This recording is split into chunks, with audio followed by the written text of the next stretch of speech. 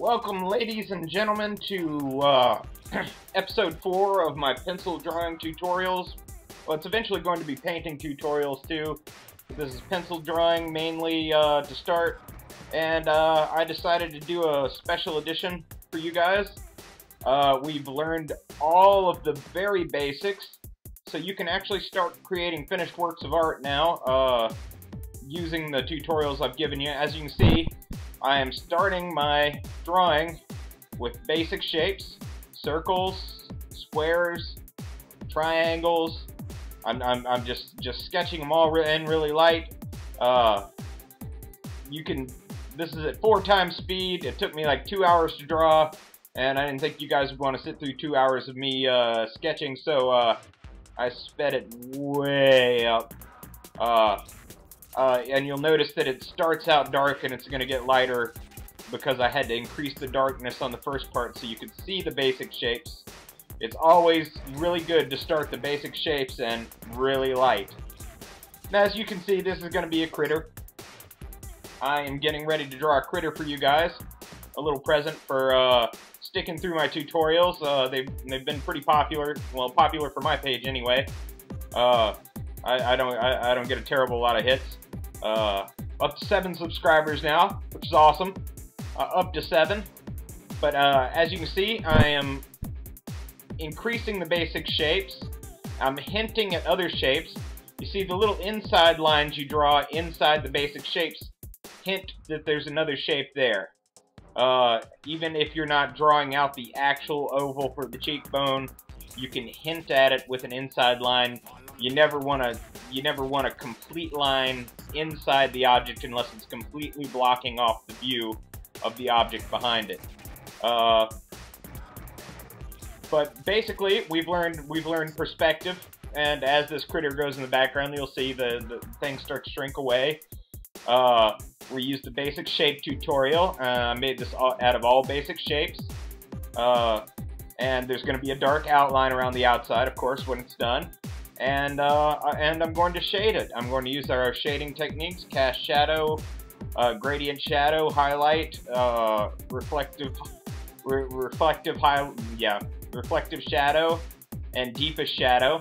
The shadows are not going to be very dark. Like I said on the shading tutorial, I actually have a tendency to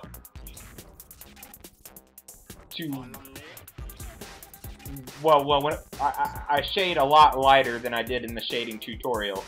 The reason I did it so dark in the shading tutorial was to emphasize the different grades of shade. As you can see, I'm going back in and darkening in my basic shapes, ignoring the guidelines, but paying attention to the main part of the basic shape that I needed. For instance, on the ear there, you know, I ignored the bottom of the triangle. You can still kind of see the line where I drew the bottom of the triangle, but I didn't darken it in because it's not going to be part of the finished sketch. It was just there to help me out. I like my dragons with bony eyebrows. This is going to be a dragon. It is going to be a wingless dragon. A friend of mine pointed out, hey, dragons are supposed to have wings. Well, not my dragons. This is a good old-fashioned earth dragon. He don't need to fly. He'll take you down. He's gonna be bulky and he's gonna be kind of happy. I like a happy dragon. I like a happy fat dragon. So he's gonna have a bit of a pot belly on him. Big, strong shoulders. Now, when you're drawing a fantasy creature, you know, obviously the legs and arms and stuff, they're not set in stone. You don't have a basis for them because you're drawing them out of your own head. In this case, the forearms, I went with a really thick, really stubby human forearm. That's the basic shape of a human forearm. And with the back end, I went with some kind of like a dog leg, which I can teach in a later tutorial how to do a dog leg. But basically, its knee is higher up and its ankle is lifted. I mean, its heel of the foot is lifted off the ground as an extra joint. I'm darkening in the eyes. I really don't like the eye on the right. I'm going to end up changing it a couple of times because 2/3 perspective like this, maybe even only, I don't know, it's less than a 2/3 perspective on a face, is sometimes very complicated to get the eyes right because you don't have as much room to work with on the other side. So you fight with it a lot. As you can see, I'm also fighting with the nostril on the other side there. I'll fix that up too. Oh, and he's a dragon, so you gotta see at least one tooth. So I figured I'd have a fang sticking out of his mouth there. Thickening up his chin a little bit, and I think he needs a little horn on his chin there. I think I sketched it in lightly. But as you look, you can see all of the basic shapes in this. I mean, they're all little circles, little squares, little triangles, diamonds. They're all very basic shapes. You put them together, and you use use a dark outline around the solid objects, and you use a lighter outline around the depth lines. That's what I'm going to call them.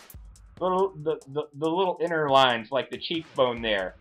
You don't want to connect that all the way because that's part of the skin. That is just there to indicate that there's some depth there, and behind it, you know, it's covering a little bit of space.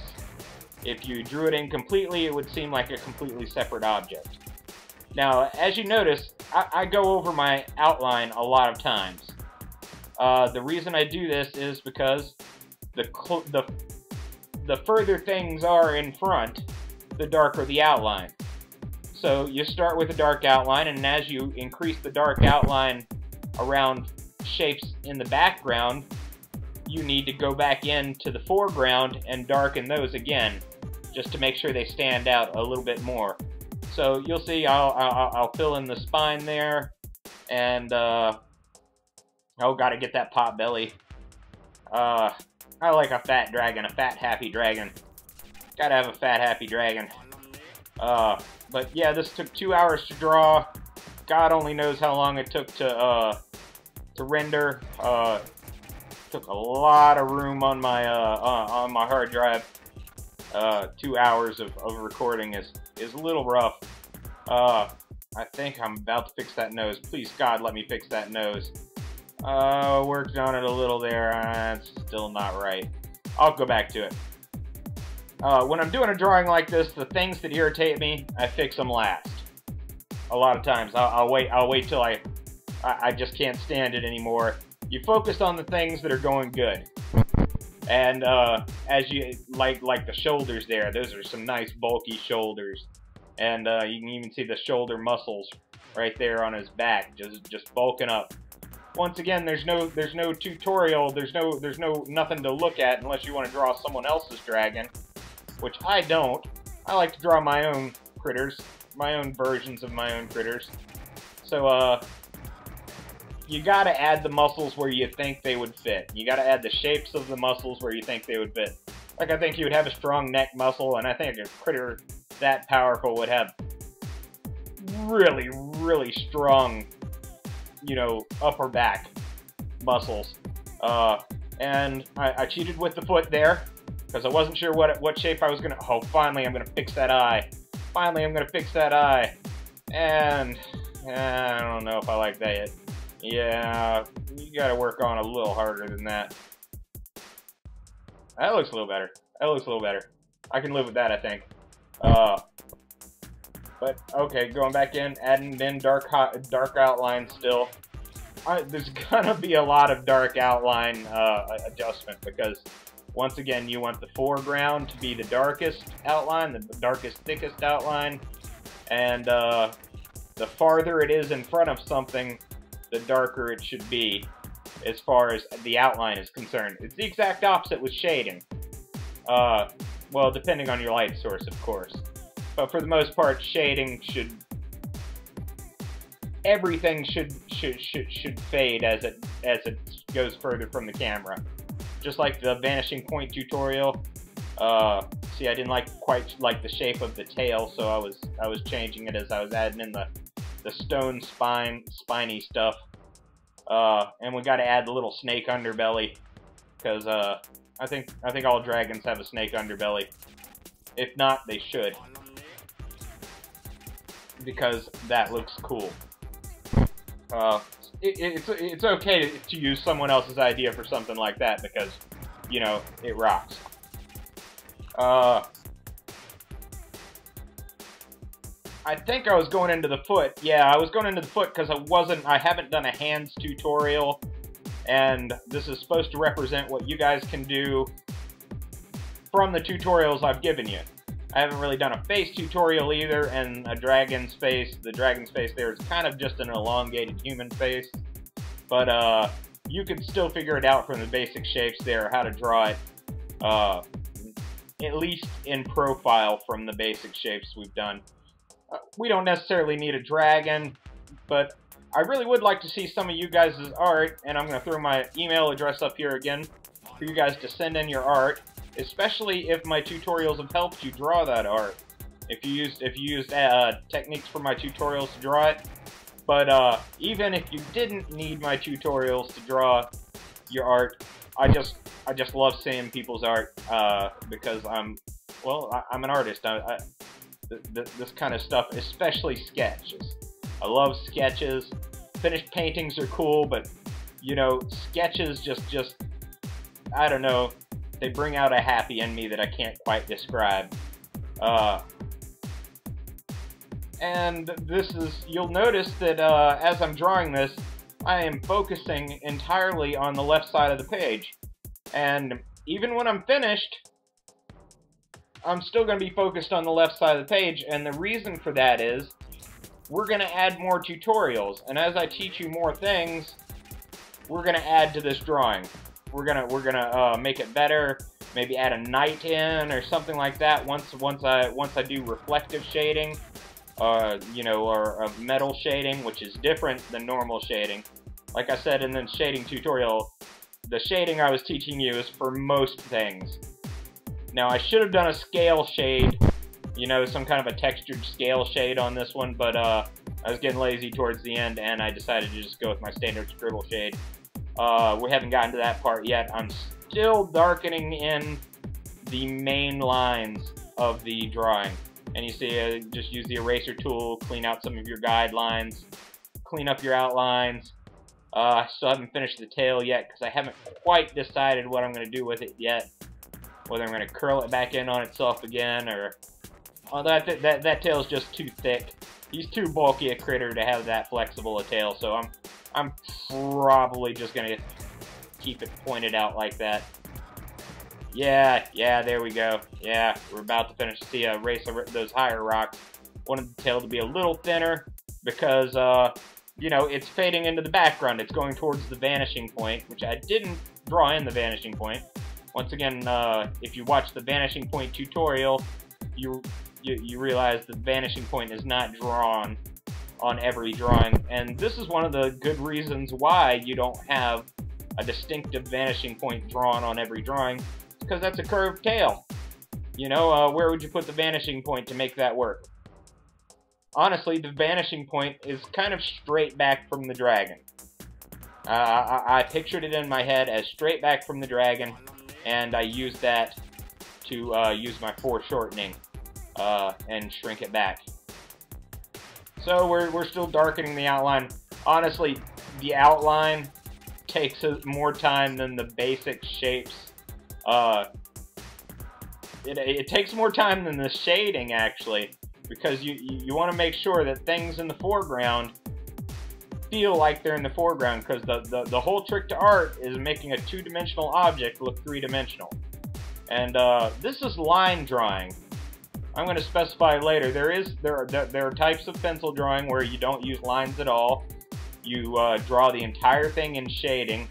But I figure if you're going to do that, you might as well just paint it, because that's what you do in painting. You don't use lines. You use well, some people use lines, the cel-shaded painting, but for the most part, when you're painting, you you start at the highlight and you fade away. Well, we'll get to that. We'll get to painting eventually. Right now we're sticking to this dragon, this thing that well, obviously you need a little practice. Everybody, I'm not saying my dragon's outstanding or anything, but it's just an example of what you can do once you've practiced the first 3 tutorials somewhat, and of course you also have to have an active imagination to pull a dragon out of the hat, so to speak. I like drawing dragons, so I've drawn a few. I don't know why I made that note and that bone a little bigger along. Oh, that's right. I was fixing it. You see, you got to pay attention to where the overlap is when you do bones or, you know, symmetrical objects like that. Because as the thing comes down, the overlap is going to be different than as it's coming out. See, as the nose comes out towards the viewer, it's going to overlap. Oh, there's where it gets brighter. There's where it gets brighter. You see why I darkened it? Because it was really light before. Anyway, as things stick out, they're going to be overlapping the thing behind it. But as it comes down, it can overlap the thing underneath of it. It's all about making things look.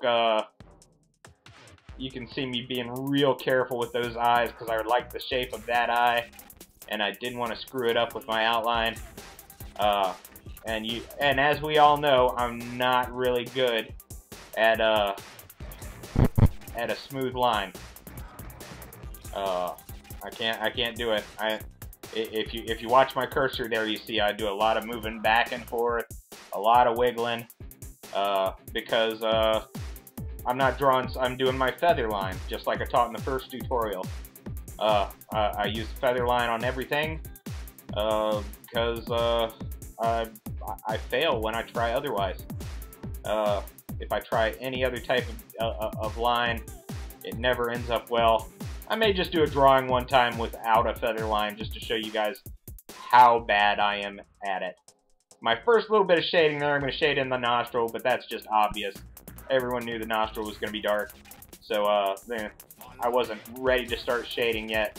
You'll find when I do start shading, I like to do the cast shadow first, because that takes out a lot of effort. It's a pain in the butt if you bothered to shade something and then later realized it was going to be in cast shadow. Now, things can have a darker and a lighter in a cast shadow.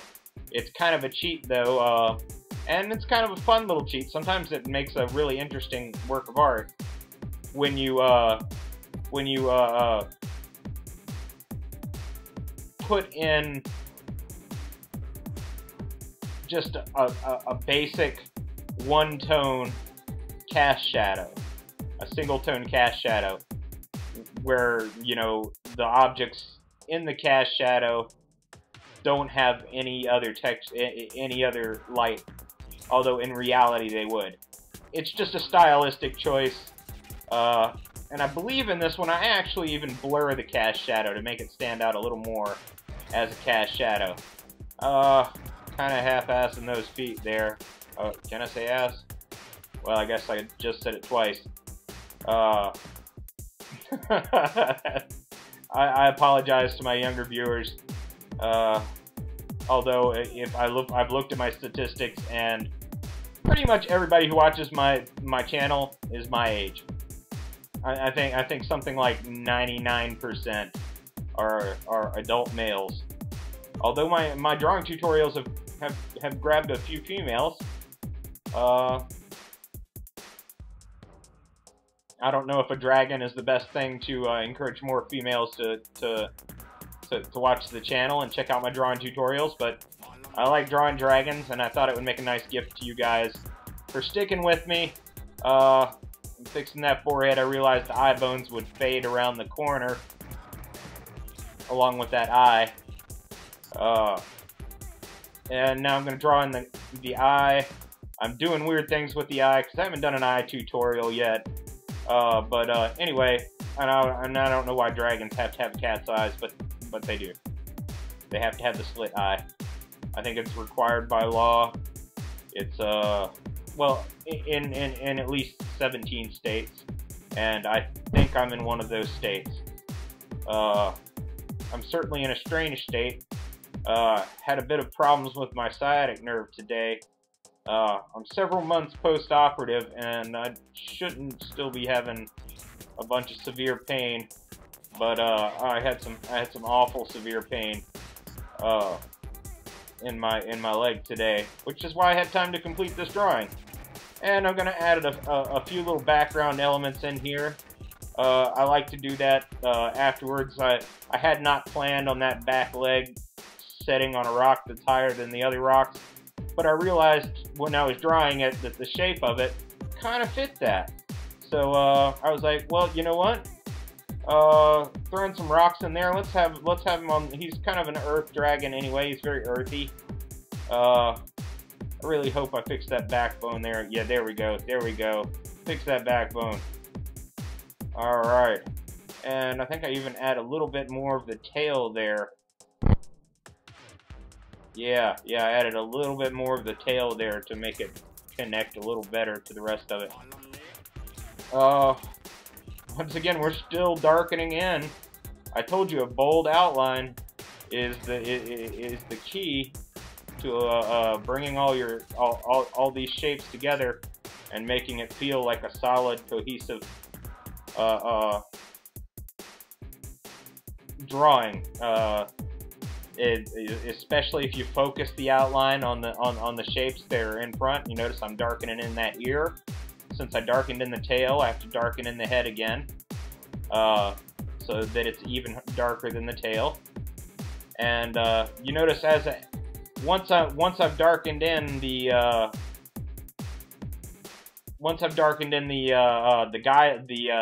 depth lines on the interior, I don't do a lot more darkening on them. It's mainly the outline itself, the main outline, because the main outline is what's creating a sense of depth.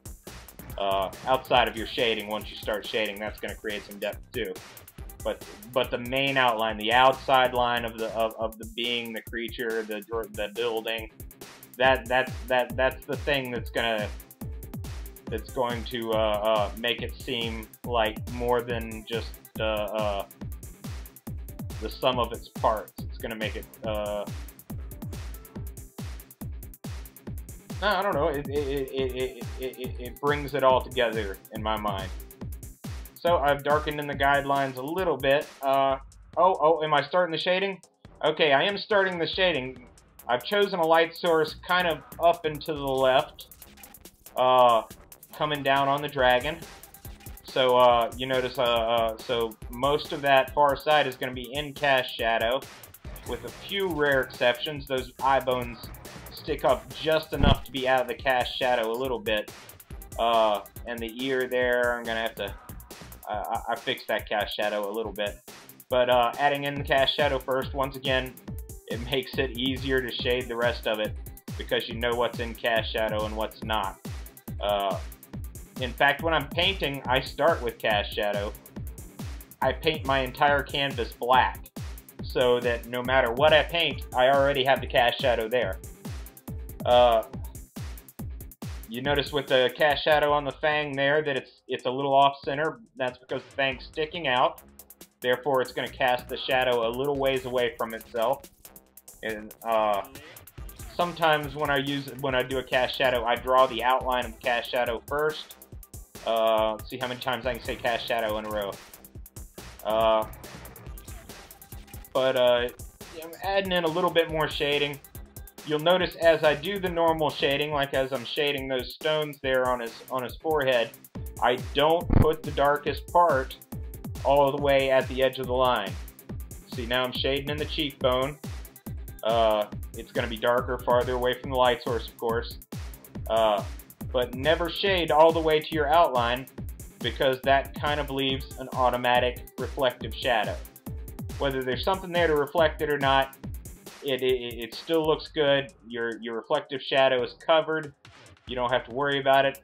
And remember, places that are deeper, places that are that don't stick out quite as far, are going to be darker. Like there's a little depression just past the cheekbone, and that's why that's darker there. You have to shade when you're shading. You have to remember the original base objects that you made these things out of. Like the shoulder is an oval. You have to remember that it's an oval, and you have to shade it like it's an oval. And that way, you can you'll have an easier time shading such a complex drawing as you know, a dragon with a bunch of different things. You see, I'm drawing a light outline there. That's where my cast shadow is going to be. And same under the neck there. Although I think I'm gonna need a little more cast shadow than that, but I'll probably fix that later. But even there, notice the darkest point is not all the way to the cast shadow, the darkest point. I leave room for a reflective shadow there. Always leave room for your reflective shadow. And you'll shape. Notice how as you add shading, these little guidelines are helping me. These little depth lines I left in there are helping me remember the shapes of the objects. See, there's a little bicep, shading it in because it's kind of inset a little bit, especially the way it's positioned with the light source.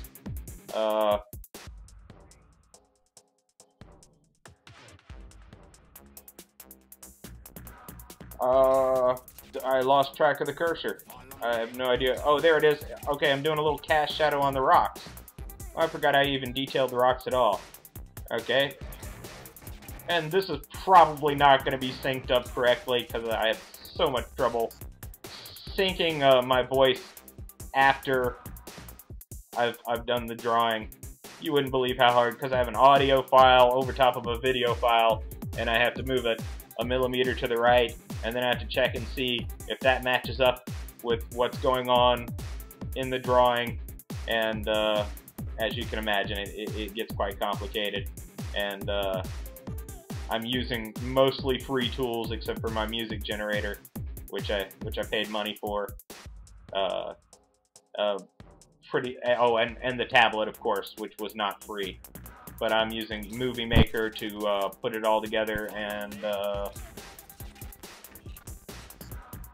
we're just continuing our shading. There's a lot of cast shadow on that because that's well up underneath the knee. I should have made that outline around the knee a little darker because it is covering entirely the rest of the leg. Oh, adding a little more background in. It never hurts to trace in a little bit of background as you're drawing your creature, because you're going to want to know later on that, you know, where your background's going to go. I am definitely a figure person. I like organic shapes. I'm so much better at organic shapes than non-organic shapes. I'm not really sure why, but probably because non-organic shapes have so much structure to them. And I do a feather line. There I go with a cast shadow on the rocks of the critter. It's a wingless dragon standing on some rocks. The rest of the drawing, like I said, we're going to add to it as we do more tutorials. We're going to try to add maybe a knight in a suit of armor. Who knows? Maybe a shiny robot who's getting ready to confront the dragon. Or maybe offer the dragon a flower. Who knows? Who knows what else we'll do. But we're definitely going to have to do reflective shading. We're going to do faces. I think I'm going to do faces next. My next tutorial is going to be faces. And then hands, because I dread doing hands. I dread the hands tutorial more than anything, because hands are so complicated. They're so very complicated. It's not that they're not basic shapes, but like this dragon, there's a lot of little shapes in them. And a little bit off, and it can ruin the entire hand. So I'm also, when I do the hand tutorial, going to show you some tips and tricks to do hands quickly when you're when you're not wanting to put all the effort into it. Look at that, I'm even shading the rocks. You see, I'm leaving room for the reflective shadow there. Got the deepest shadow, and I'm grading out to the highlight.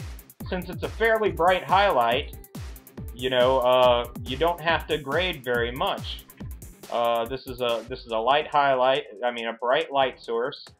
So it's a bright and pretty universal light source. I'd imagine they're outside because the light source is not focusing on any one part of the dragon. It's what I think of as a universal light source. So if it's sunlight, that's pretty bright. It's gonna leave you lots of room. There's where I'm smoothing out the cast shadow a bit, just to give it some contrast from the other type of shading. Because, like I said, I use a scribble line shading, as you can tell, on the rest of the dragon. And I just figured the cast shadow. I like my cast shadow to stand out as something separate than my normal shading. And then I got to go back in and clean up the lines where the blur tool blurred some of my outlines and details. Basically, other than that, this is a very close to finished dragon here. I hope you guys enjoyed this. I worked really hard on it. 2-hour drawing. Dropped down into 30 minutes. It's at 4 times speed. But with the tutorials, the first 3 tutorials, just 3 tutorials, once you practice those, you can start drawing things like this all the time. I'm not saying this is the end-all and be-all of dragons. This is definitely not the coolest dragon I've ever seen or anything. But it's respectable. It's decent. I honestly haven't drawn a whole lot since I started painting. So as I've started doing these tutorials again, I've started drawing again.